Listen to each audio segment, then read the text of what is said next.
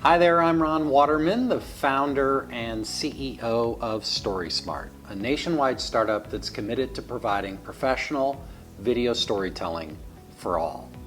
Today, I want to talk to you about the role of video storytelling with a press conference. Okay, this is geared towards my fellow PR people. I've spent the better part of my career in public relations and communications, and along the way, I've planned and executed a lot of press conferences over the years.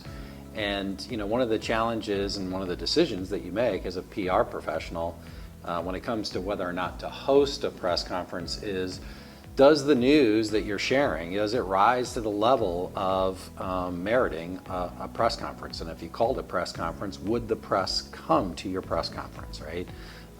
Typically, when I was with the Cardinals, one of the key things there for us about making a decision about whether or not a press conference made sense is a variety of factors, right? Like getting the key people together. Sometimes it's just the most efficient way. If you've got several spokespersons, if you're making a major announcement, where like in the case of the Cardinals, if we were signing a player, we would certainly have a press conference. It'd be the first opportunity for some of the sports writers to actually meet the athlete. Or if we were making a big announcement, like we were hosting an event, a concert, a soccer game, or something that's unique to the venue, and let's say we wanted the mayor to come, or if there was a ribbon cutting, or if there was something like that, there was a visual element, something that made sense from a press conference standpoint, to host a press conference as opposed to just simply doing a media tour or sending out a press release. Today I really want to focus on, you've made the decision to have a press conference, what's the role of video storytelling in that context? Well, really it could be a couple of things. One, you could live stream, right, that press conference so that you can make it available immediately to the general public. That's an option, and certainly something that we would try to do, when I was with the team.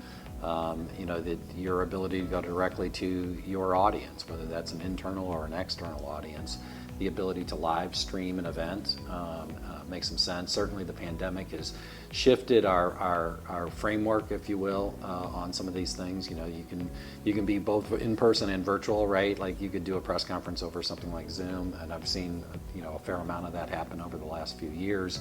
But I want to speak specifically to the idea of storytelling, and I'm not talking about event coverage of the press conference, because I see storytelling as quite a bit different. It's literally telling the story.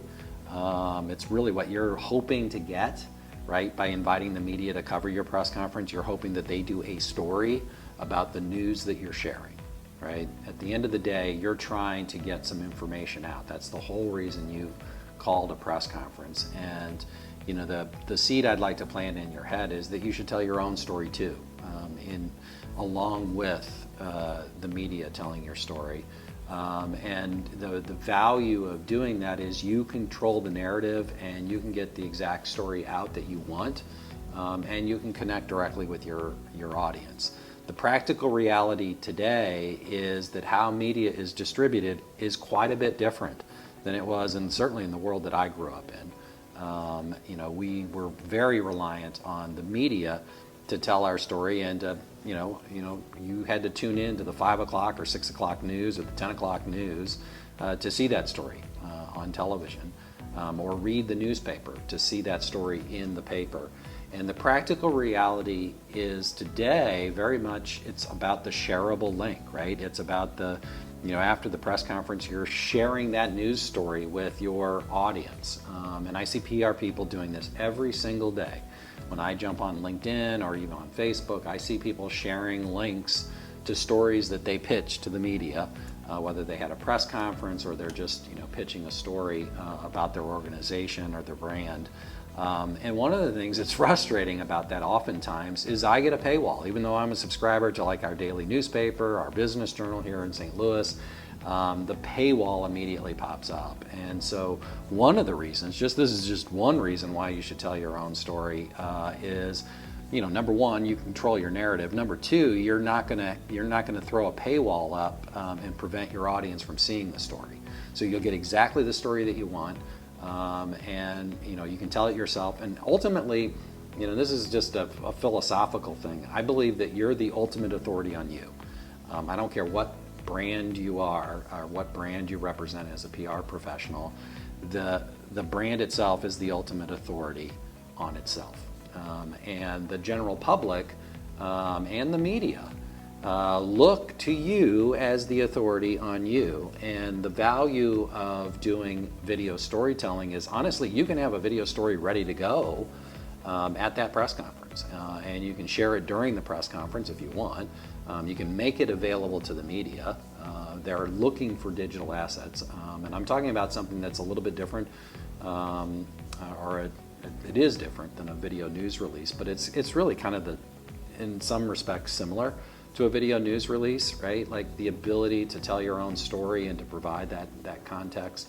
I mean, obviously, if they're showing up at a press conference, they're going to want to get what your speakers say during the press conference and probably do one-on-one interviews, right? Get their own soundbite, do their own story, so that the value I see of doing your own story, either in advance or in at the same time as the press conference, is the ability to shape the ultimate narrative out there about your brand.